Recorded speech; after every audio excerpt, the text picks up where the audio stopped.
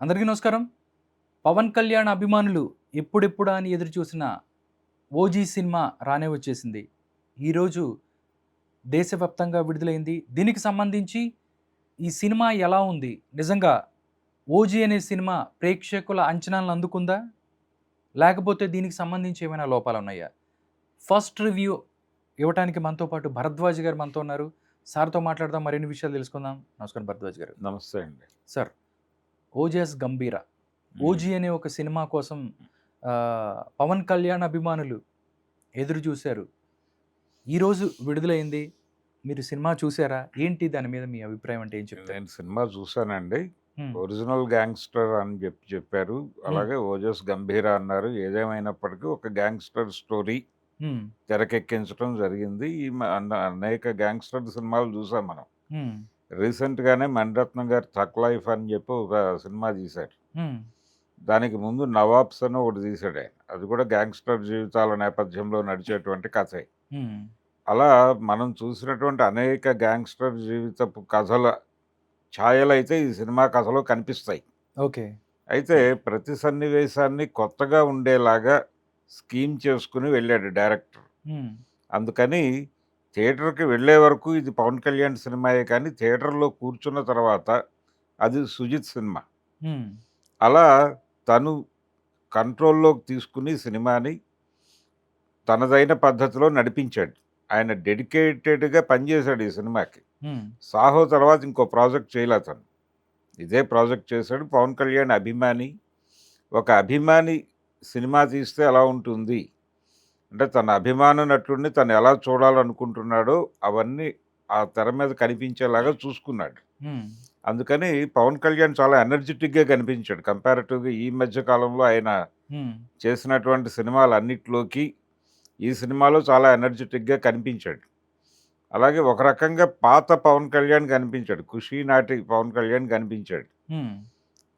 Entertainment మరొకటి కోరుకుని థియేటర్‌కెళ్ళిన వాళ్ళకి అదేం ఉండదు. ఇది గ్యాంగ్‌స్టర్ సినిమా చూడాలి అనుకుని వెళ్ళిన వాళ్ళకి టోటల్‌గా ఒక యాక్షన్ సినిమా చూడాలి అనుకున్న ప్రేక్షకులకి ఇది ఫుల్ మీల్సే. హ్మ్. అలా జనాల్ని ఎంగేజ్ చేయగలిగాడు, కూర్చోబెట్టగలిగాడు థియేటర్‌లో.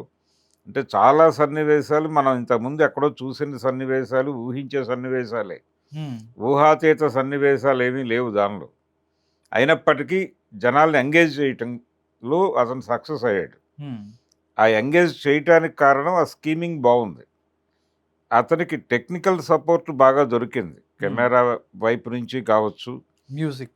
అలాగే మ్యూజిక్ కూడా కొంతవరకు కంట్రిబ్యూట్ చేశాడు అతను బానే తమన్. హ్మ్. కానీ టెక్నికల్ సైడ్ అంటే నేను అది స్క్రీన్ ప్రెజెన్స్ చాలా బావుంది సినిమా. హ్మ్. ప్రతి ఫ్రేము. గతంలో పవన్ కళ్యాణ్ గారి సినిమా 'హరిహర వీరమల్లు' దెబ్బతినటానికి కారణం తెర మీద సినిమా చూడటానికే జనాలు ఇబ్బంది పడేటువంటి పరిస్థితి.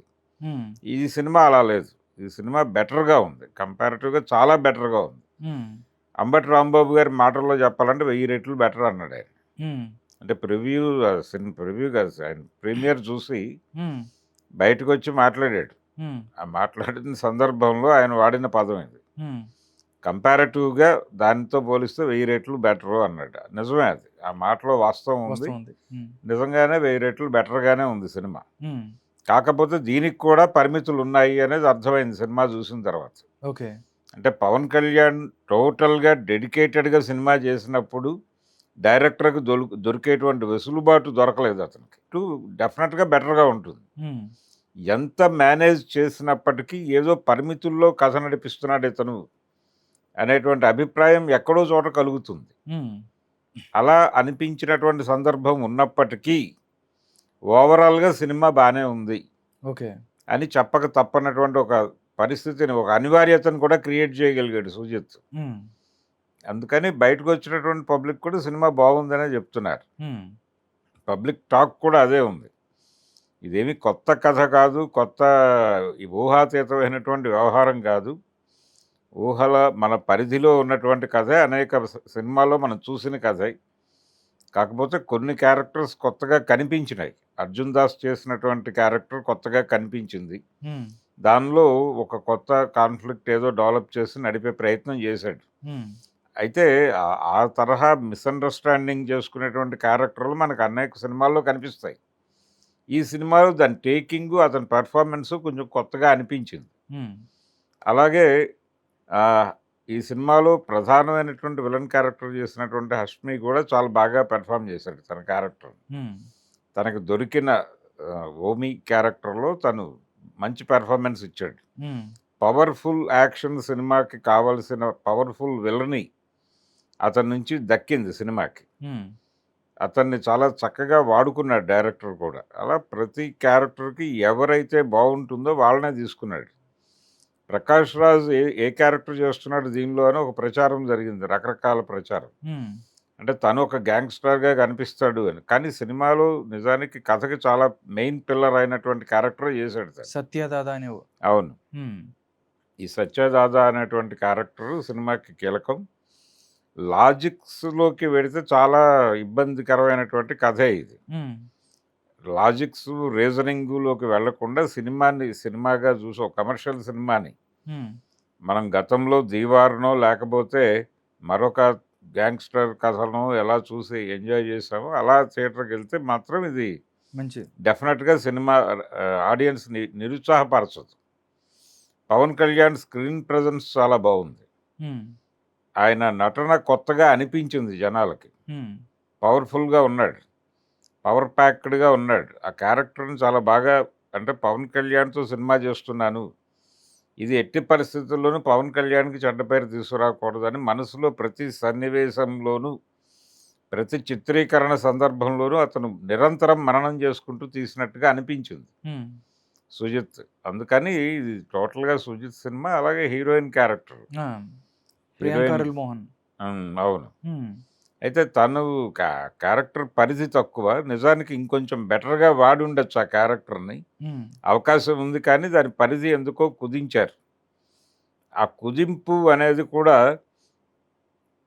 ప్రాపర్‌గా దాన్ని లాంచ్ చేయలేదేమో అనిపించింది. హ్మ్. ఇంకొంచెం ఆలోచించి ఉండాల్సింది ఆ క్యారెక్టర్‌కి సంబంధించి. దాన్ని కథలో ఇన్వాల్వ్ చేసేలాగా ఒక స్కీమ్ చేసుంటే బావుండేది. ఓకే. అంటే జనరల్‌గా ఏ కథ అయినా గాని ఫస్ట్ హాఫ్‌లో కొన్ని ముళ్ళేస్తారు. సెకండ్ హాఫ్‌లో ఇప్పుకుంటూ ఎళ్తారు. హ్మ్. వీళ్ళిద్దరి మధ్య ఒక అందమైన, ఆహ్లాదకరమైనటువంటి జీవితము, ప్రేమ అవన్నీ చూపించారు గానీ, హ్మ్. ఆ 2 క్యారెక్టర్ల మధ్య ఒక చిన్న కాన్‌ఫ్లిక్ట్ కూడా నడిపుంటే బావుండేది అని అనిపించింది. హ్మ్. మరీ ప్లెయిన్‌గా నడిచిపోయింది ఆ క్యారెక్టర్. Heroine character. హ్మ్. అంత ప్లెయిన్‌గా ఉంచకుండా కొంచెం ఏదైనా చేసుంటే, దానిలో ఏవైనా 2, 3 ఎలిమెంట్స్ వేసుంటే బెటర్‌గా ఉండుండేదేమో అనిపించింది. హ్మ్. అది తప్ప మిగిలిన అన్ని క్యారెక్టర్‌లు బానే బానే డిజైన్ చేసుకుంటారు. చేసుకున్నాడు తను. వర్కౌట్ అయింది. హ్మ్. అన్ని విధాలుగాను పవన్ కళ్యాణ్ అభిమానులకి మాత్రమే కాదు, జనరల్ సినిమా గోయర్స్ ఎవరైనా సరే, అలా వెళ్లి థియేటర్‌లో కూర్చొని సినిమా చూసేయొచ్చు. హ్మ్. ఇబ్బంది పెట్టే సినిమానో, ఇబ్బందికరమైన సినిమానో అయితే అయితే కాదు కాదు. 'ఓజీ'. ఓకే. దాంతో పాటు 'శ్రీయారెడ్డి' సంబంధించి కూడా ఫస్ట్ నుంచి 'శ్రేయారెడ్డి' చాలా చేసింది తన హ్మ్. క్యారెక్టర్. హ్మ్. అంటే దాదాపుగా పోటీ క్యారెక్టరే. పోటీ అంటే జనరల్‌గా మనం అదేదో విలన్ షేడ్స్‌లో ఉండే క్యారెక్టర్ కాదు గానీ, పాజిటివ్ టోన్‌లో నడిచే క్యారెక్టరే గానీ పవర్‌ఫుల్‌గా ఉంది. హ్మ్. పవర్‌ఫుల్‌గా ఉండే క్యారెక్టర్ మాత్రమే గాదు, పెర్ఫార్మన్స్ చాలా పవర్‌ఫుల్‌గా ఉంది. తన పెర్ఫార్మన్స్ నుంచి ఆ క్యారెక్టర్‌కి ఒక వెయిట్ తీసుకొచ్చింది తను. ఓకే. అలా సినిమాకి విపరీతంగా కలిసొచ్చినటువంటి క్యారెక్టర్ 'శ్రేయారెడ్డి' పోషించినటువంటి క్యారెక్టర్. ఓకే. 'తమన్‌కి' సంబంధించి చూసుకున్నట్టయితే బయటలో ఎన్ని గాని, వీటిలో గాని వాళ్ళు 'కొణిదెల తమన్' అని చెప్పి ప్రతి ఎలివేషన్‌ని చాలా బ్రహ్మాండంగా ఇచ్చారు అని చెప్తున్నారు. కష్టపడ్డాడు. అది అది కనిపించిందా అండి? 'ఆర్ఆర్' కష్టపడ్డాడు. హ్మ్. 'ఆర్ఆర్' మాత్రమే గాదు, హ్మ్. మ్యూజికల్‌గా సినిమాని ఇబ్బందికరంగా ఉండకుండా చూసుకోవాలి అనైతే అనుకున్నాడు. హ్మ్. మ్యూజికల్‌గా బావుంది సినిమా. అంటే గతంలో మణిరత్నం గారు చేసినటువంటి గ్యాంగ్‌స్టర్ సినిమాలు, అది 'దళపతి' గావచ్చు, హ్మ్. ఆ తరహా సినిమాలు, 'నాయకుడు' గావచ్చు, ఆ సినిమాల్లో కూడా 'ఇళయరాజా' గారి మ్యూజిక్కు ఆ! ఆ సందర్భానుసారంగాను, క్లాసికల్‌గాను నడుస్తుంది. కొంచెం ఆ ఛాయల్లో నడిపాడు. అది 100కి బరు 100% ఆ వెళ్ళలేదు. లెవెల్‌కి వెళ్ళాడని నేను అనను గాని, హ్మ్. కొంచెం ఆ ఛాయల్లో నడిపినటువంటి అనుభూతి అయితే కలిగించగలిగాడు. ఓకే. అంతకంటే పెద్ద సక్సెస్‌ని అతని నుంచి ఆశించడం కష్టమే. ఓకే. అంటే 'సుజిత్ సినిమాటిక్ యూనివర్స్' అని చెప్పి చెప్తున్నారు. 'సాహోకి' ఎక్స్‌టెన్షన్ అని చెప్తున్నారు. అలాంటిదేమైనా ఉందా? దానికి లేదు దీనికి లేదు. అసలకి సంబంధమే 'సాహోకి' లేదు. ఎక్స్‌టెన్షన్ ఏం లేదు. ఆ! ఇది ఇది ఇది విడిగా కథ. కథే. కంపారిటివ్‌గా 'సాహో' కంటే బెటర్‌గానే ఉంది. దాంతో పాటు ఇంకా ఇంకోటి కూడా 'ప్రభాస్' కనిపిస్తాడు. 'ప్రభాస్' ఉన్నాడు. ఇలాంటివి 'ప్రభాస్' కూడా. లేడు. 'ప్రభాస్‌కి' థాంక్స్ చెప్తూ కార్డేసాడాయన. ఆ! అంటే తనకి ఇండస్ట్రీకి సంబంధించి ఒక బిగ్ సినిమా, ఇచ్చారు. బిగ్ ఏరియాలో తనని లాంచ్ చేసినందుకు హ్మ్. ఆయనకి థాంక్స్ చెప్పుకున్నాడు అంతే హ్మ్. పర్సనల్‌గా. ఓకే. అంతకుమించి ఏమీ కాదు. రెండోది ఈ సినిమా టోటల్‌గా తన కెరియర్‌కి ఉపయోగపడే సినిమా మాత్రమే కాదు. ఇది 'సాహో' కంటే బెటర్‌గా నడిచిన సినిమా 'సుజిత్' డైరెక్షన్‌లో. ఓకే. ఉన్న పరిధిలో అనేక లిమిటేషన్స్ మధ్య తీసిన సినిమా ఇది. హ్మ్. 'సాహో'కి అలాంటి లిమిటేషన్స్ లేవు. ఓకే. తను ఏదనుకుంటే అది చేసే పరిస్థితి ఉన్నప్పటికీ ఆ సినిమా అలా నడిచింది. హ్మ్. కానీ ఇక్కడ అనేక పరిధుల్లో కుదించుకుపోయి చేయాల్సిన సినిమా ఇది. హ్మ్.